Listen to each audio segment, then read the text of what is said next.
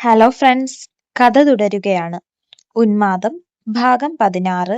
രചന ദിവ്യ G K. അവതരണം നീള. പുറത്തെ അലർച്ച കേട്ട് അബിയും ബീനയും ഞെട്ടി അകന്നുമാറി പുറത്തേക്കോടി. മുറ്റത്തേക്കിറങ്ങിച്ചെന്ന് വെപ്രാളത്തോടെ അബി ചോദിച്ചു, എന്താ, എന്തുപറ്റി? ഇവിടെ എന്താണ് ബഹളം കേട്ടത്? ഹസീന മുല്ലയുടെ ചോട്ടിൽ ഒരു ചേരെ കണ്ടു, പേടിച്ചതാണ്, അല്ലാതെ ഒന്നുമില്ല. അബിയുടെ മൂത്ത ഇക്ക പറഞ്ഞതും ബീന ഹസീനയെ പുച്ഛത്തിലൊന്ന് നോക്കിയിട്ട് അബിയോട് പതുക്കെ പറഞ്ഞു, ഇവിടെ നിന്ന് ബോഡി ഷോ കാണിക്കാതെ ബാത്റൂമിൽ പോകാൻ നോക്ക്. ബീന രാത്രി സ്നേഹിച്ചതിന്റെ പാടുകൾ അബിയുടെ ദേഹത്ത് പലയിടത്തായിട്ടും കിടന്നിരുന്നു. അതിനി ഉമ്മിച്ചാമ കണ്ടാൽ ജിന്നു കൂടിയതാണെന്ന് കരുതി ഓതാൻ ഉസ്താദിനെ വിളിച്ചു കളയും. അവൾ മനസ്സിൽ ചിന്തിക്കുന്നത് മനസ്സിലായതുപോലെ ബീനയെ നോക്കി കള്ളച്ചിരി ചിരിച്ചിട്ട് അബി അകത്തേക്ക് പോയി. അബിയുടെ തൊട്ടു പുറകെ പോകുന്ന ബീനയെ ഹസീന അരിശത്തോടെ നോക്കി. അബിയുടെ ഹൃദയത്തിൽ കടന്നു കയറാനുള്ള തന്ത്രങ്ങൾ മെനയാൻ തുടങ്ങി. രാവിലെ ആഹാരം കഴിക്കാനിരുന്നപ്പോൾ അടുത്ത പുകില് തുടങ്ങി. നീ എന്താ ബീനെ ഒരു പന്തിയിൽ പക്ഷാഭേദം കാണിക്കുന്നത്? മാമി എന്താ അങ്ങനെ പറഞ്ഞത്? കാര്യം മനസ്സിലാവാതെ സംശയദൃഷ്ടിയോടെ ഹസീനയുടെ ഉമ്മയെ നോക്കി ബീന ചോദിച്ചു. ഒന്നും മനസ്സിലാകാത്ത കൊച്ചു കുട്ടിയല്ലേ? ഹസീനയുടെ ഉമ്മ പുച്ഛം വാരി വിതറി ബീനയെ പരിഹസിച്ചു. മാമി അവിടെയും ഇവിടെയും തൊടാതെ എന്തെങ്കിലും പറഞ്ഞാൽ എനിക്ക് മനസ്സിലാകില്ല. മാമിയുടെ മനസ്സിൽ എന്താണെന്ന് വിശദമായി പറയ്. ദേഷ്യം കൊണ്ട് കണ്ണു കാണാതെ ആയിട്ടും വീട്ടിൽ വന്നവരെ അപമാനിക്കരുതെന്ന് കരുതി ബീന സമാധാനത്തോടെ ചോദിച്ചു. ഒന്നിളകിയിരുന്നിട്ട് അവർ പറഞ്ഞു, നീ പയറും പപ്പടവും ഉണ്ടാക്കി ഒളിച്ചു വെച്ചിരിക്കുന്നത് ഞാൻ കണ്ടായിരുന്നു. ഒരു വീട്ടിൽ അങ്ങനെ ചെയ്യുന്നത് ശരിയാണോ? അബ്ദുള്ളയും അബിയും ഒഴിച്ചുള്ള എല്ലാവരും ഡൈനിങ് ടേബിളിന് ചുറ്റാകെ ഉണ്ടായിട്ടും വേറെ ആരും ഒരക്ഷരം പോലും സംസാരിച്ചില്ല. അബിയുടെ ഉമ്മ വാ തുറന്ന് എന്തെങ്കിലും ഒന്ന് പറയണമെന്ന് ബീന അത്രയധികം ആഗ്രഹിച്ചു. പക്ഷേ ഒന്നും പറയാതെ അവർ പുട്ടു കുത്തിക്കേറ്റുന്ന തിരക്കിലായിരുന്നു. അവരെ ഒന്ന് നോക്കിയിട്ട് ഹസീനയുടെ ഉമ്മയോട് ബീന സമാധാനത്തിലും നയത്തിലും പറഞ്ഞു, അബീക്ക കടലക്കറി കഴിക്കില്ല, അതുകൊണ്ട് ഇക്കായ്ക്കുണ്ടാക്കിയതാണ്. എന്തെങ്കിലും പറയാൻ തുടങ്ങുന്നതിനു മുന്നേ ഇനിയെങ്കിലും കാര്യം എന്താണെന്ന് തിരക്കുന്നത് നന്നായിരിക്കും. മാമി ഉമ്മയോട് തിരക്കിയെങ്കിൽ എന്നെ ഇങ്ങനെ പറയേണ്ടി വരില്ലായിരുന്നു. മതി ബീനെ, നീ ന്യായം പറഞ്ഞത്. ആരായാലും പറഞ്ഞു പോകും. എനിക്കും തോന്നിയ കാര്യമാണ് മാമി ചോദിച്ചത്. മുൻപെങ്ങും അബിക്ക് ഇങ്ങനെയൊരു ചിട്ടയില്ലായിരുന്നല്ലോ.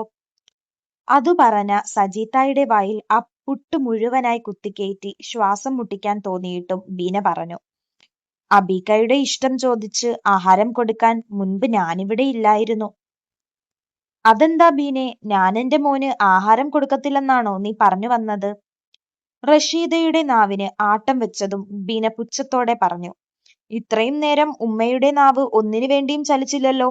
ഇനിയും അങ്ങനെ തന്നെ അങ്ങ് വെച്ചിരുന്നാൽ മതി. റഷീദ മറുപടി പറയാൻ വാ തുറക്കാൻ പോയപ്പോൾ അകത്തേക്ക് വരുന്ന അബ്ദുള്ളയെയും അബിയെയും കണ്ട് അവർ പറയാൻ വന്നത് വിഴുങ്ങി ആഹാരത്തിലേക്ക് ശ്രദ്ധ കൊടുത്തു.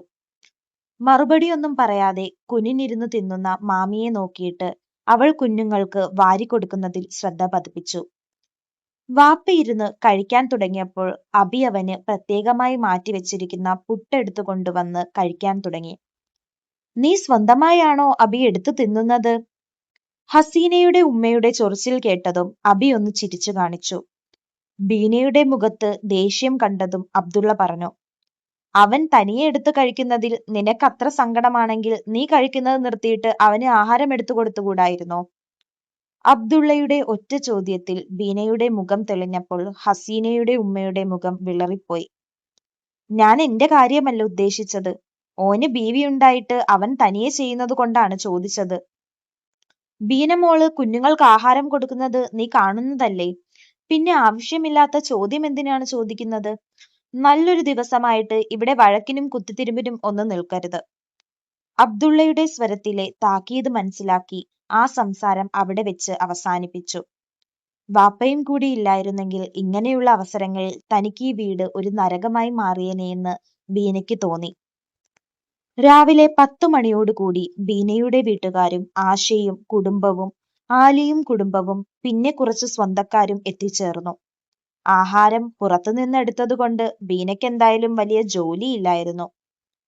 നീ വല്ലാതെ മോശമായല്ലോ മോളെ. ആഹാരമൊന്നും കഴിക്കുന്നില്ലേ? അതോ ജോലി കൂടുതൽ കൊണ്ടാണോ?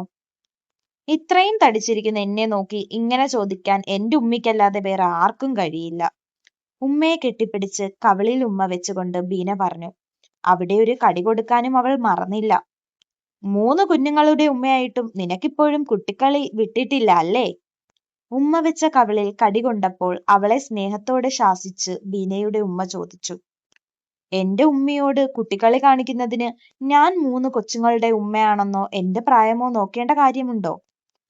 കുറച്ചു നേരം ഉമ്മയോടും മറ്റുള്ളവരോടും സംസാരിച്ചിട്ട് ആശയും ആലിയുമായി ബീന ആരും കേൾക്കാതെ ഒരിടത്തേക്ക് ഒതുങ്ങി നിന്ന് ഇവിടുത്തെ സംഭവ വികാസങ്ങൾ മൊത്തം വിശദീകരിച്ചു. ഹസീനയുടെ കാര്യം പ്രത്യേകം എടുത്തു പറഞ്ഞു. അങ്ങനെയൊക്കെ ആണെങ്കിൽ നീയൊന്ന് സൂക്ഷിക്കുന്നത് നല്ലത് തന്നെയാണ്. കൂട്ടുകാർ രണ്ടുപേരും ഒരേപോലെ പറഞ്ഞപ്പോൾ അവരെ കൂർപ്പിച്ചു നോക്കിയിട്ട് ബീന പറഞ്ഞു. എന്താ വേണമെന്ന് എനിക്കറിയാം. നീ നിന്റെ കാര്യം പറ, എന്തായി? ബീനയുടെ ചോദ്യത്തിന്റെ ചുവട് പിടിച്ച് ആലി ആശയോട് ചോദിച്ചു. ഇന്നലെ നീ ചോദിച്ചായിരുന്നോ, എന്തായി? ഞാനൊന്നും ചോദിച്ചില്ലടി. ചോദിച്ചിട്ടും പ്രത്യേകിച്ച് കാര്യമൊന്നുമില്ലല്ലോ. വീട്ടിലെത്തുന്നത് വരെ ചോദിക്കണമെന്ന് തന്നെ കരുതിയതാണ്. പിന്നെ വിചാരിച്ചു 2 കൈ കൂട്ടിയടിച്ചാലല്ലേ ശബ്ദം കേൾക്കുകയുള്ളൂ. നല്ല കുടുംബജീവിതത്തിന് ചില നിശബ്ദതകൾ നല്ലതാണ്. വർഷങ്ങൾ കൊണ്ട് സഹിച്ച് ഇപ്പോൾ ഇതൊരു ശീലമായി മാറി. ഇനി ഏതായാലും കുറച്ചു ദിവസത്തേക്ക് ഞങ്ങൾ തമ്മിൽ മൗനവ്രതത്തിലായിരിക്കും. ഇനിയും ഇത് ആവർത്തിക്കുമെങ്കിലും സ്വന്തം കയ്യിലെ തെറ്റ് സമ്മതിച്ച് സോറി പറഞ്ഞാൽ ഞാൻ മിണ്ടും. അല്ലാതെ ഒരു ഒത്തുതീർപ്പ് എന്റെ ഭാഗത്തു നിന്നും ഉണ്ടാവുകയില്ല. എന്നാൽ നിങ്ങൾ സംസാരിക്ക്, ഞാൻ അങ്ങോട്ട് ചെല്ലട്ടെ. ഇല്ലെങ്കിൽ കൂട്ടുകാരികളുമായി ആരെയും ശ്രദ്ധിക്കാതെ ഇരുന്ന് കാര്യം പറഞ്ഞെന്ന് പറഞ്ഞ് അടുത്ത പുകിലുണ്ടാക്കും. അതും പറഞ്ഞ് ഓടിപ്പോകുന്ന ബീനയെ നോക്കി 2 കൂട്ടുകാരികളും ഒരുപോലെ പറഞ്ഞു. പാവം. പിന്നെയും ആശയും ആലിയും ചർച്ചകളിൽ മുഴുകി. ദൂരെ നിന്ന് അവരെ നോക്കുന്ന ആദത്തിനെയും പ്രവീണിനെയും കണ്ട മട്ട് നടിക്കാതെ അവരുടെ കാര്യം പറച്ചിൽ നടന്നുകൊണ്ടിരുന്നു. ഉച്ചയ്ക്ക് കേക്ക് മുറിക്കുന്നത് കൊണ്ട് ആൾക്കാർ എല്ലാവരും എത്തിക്കഴിഞ്ഞിരുന്നു. പുറത്തുനിന്ന് ആഹാരമെടുത്തിട്ടും ബീനയ്ക്ക് ആവശ്യത്തിലധികം ജോലിയുണ്ടായിരുന്നു. അവളുടെ ഉമ്മയും ആശയും ആലിയും മാത്രം അവൾക്ക് സഹായത്തിന് കൂടെ നിന്നു.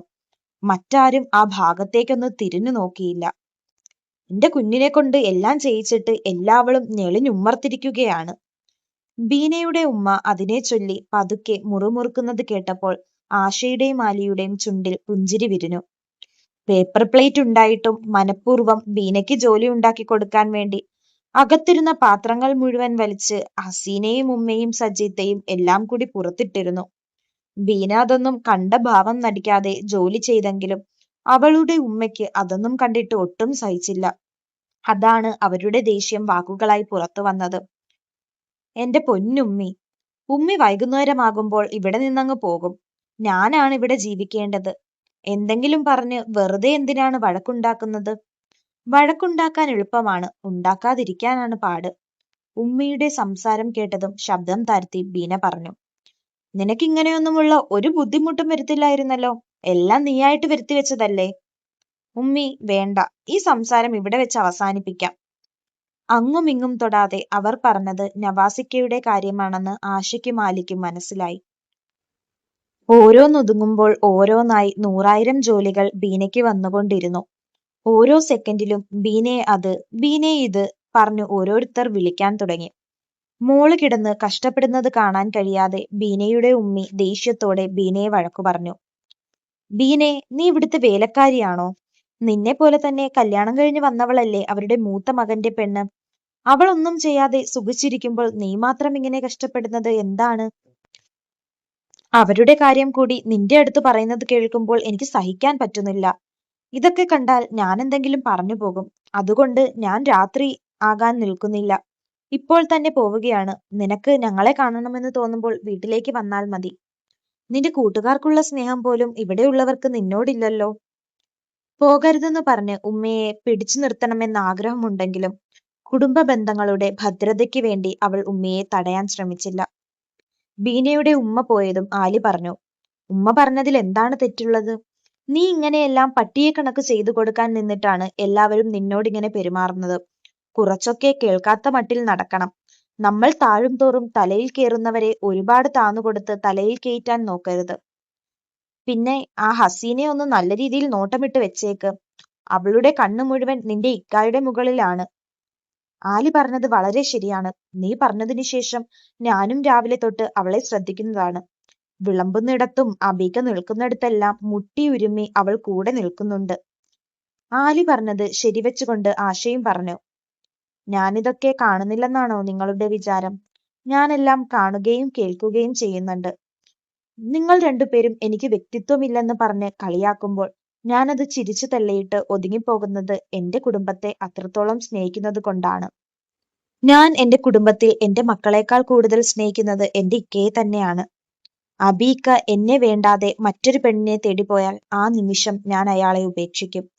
മനസ്സുകൊണ്ട് പോലും മറ്റൊരു പെണ്ണിനെ സ്നേഹിക്കുന്ന ആളെ എനിക്ക് ആവശ്യമില്ല. യാദൃച്ഛികമായി അവരുടെ പുറകിൽ നിന്ന് ആ വാക്കുകൾ കേട്ട ഹസീനയുടെ മനസ്സിൽ കുടിലത പ്രവർത്തിച്ചു തുടങ്ങി. അടുത്ത ഭാഗത്തിനായി കാത്തിരിക്കൂ. കഥ ഇനിയും തുടരും.